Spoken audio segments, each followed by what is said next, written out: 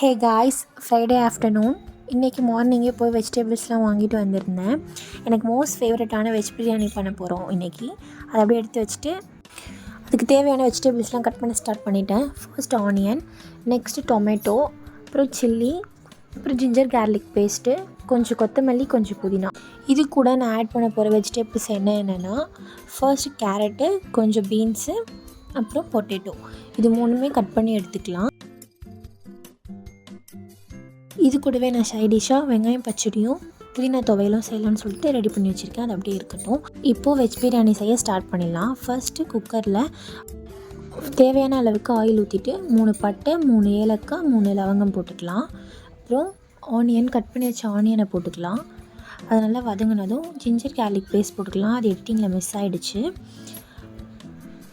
அப்புறம் டொமேட்டோ போட்டு நல்லா வதங்க விட்டுடலாம். நெக்ஸ்ட்டு சிக்கன் 65க்காக மசாலா போட போகிறேன். ஃபர்ஸ்ட்டு க்ளீன் பண்ணி வச்ச சிக்கனில் ginger garlic paste, turmeric powder, red chilli powder, salt போட்டுக்கலாம். அப்புறம் தேவையான அளவுக்கு சிக்கன் 65 மசாலா போட்டுக்கலாம். அப்புறம் ஒரு ½ லெமன் புழிஞ்சு விட்டுக்கலாம். இதை அப்படியே எல்லாருமே கிளறி பரட்டி ஊற விட்டுடலாம். அது அப்படியே ஊறட்டும் கொஞ்சம் நேரம். நெக்ஸ்ட்டுக்கு வெஜ் பிரியாணிக்காக வதங்க விட்ட ஆனியன் டொமேட்டோவில் கொஞ்சம் புதினா, கொஞ்சம் கொத்தமல்லி எல்லாம் போட்டு நல்லா வதங்க விட்டுடலாம்.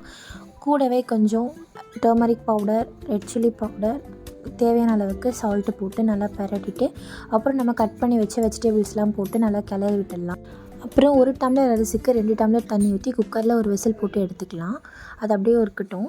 நெக்ஸ்ட்டு புதினா துவையலுக்காக எடுத்து வச்ச புதினா, கொத்தமல்லி, கொஞ்சம் கருவேப்பிலை, கொஞ்சம் ஆனியன், கொஞ்சம் புளி, 4 பச்சை மிளகாய், 5 பல் பூண்டு, தேங்காய் எல்லாமே சேர்த்து நல்லா 1 பை 1 வதக்கிட்டு ஆற வச்சுக்கலாம். அதை அரைச்சா புதினா சட்னி ரெடி ஆகிடும். நெக்ஸ்ட்டு ஆயில் ஊற்றி மேரினேட் பண்ண சிக்கனை ஃப்ரை பண்ணி எடுத்துக்கலாம். அவ்வளோதான். இன்றைக்கி நம்ம பண்ண வெஜ் பிரியாணி, புதினா சட்னி, தயிர் பச்சடி, சிக்கன் 65 ரெடி. வாங்க சாப்பிட்லாம்.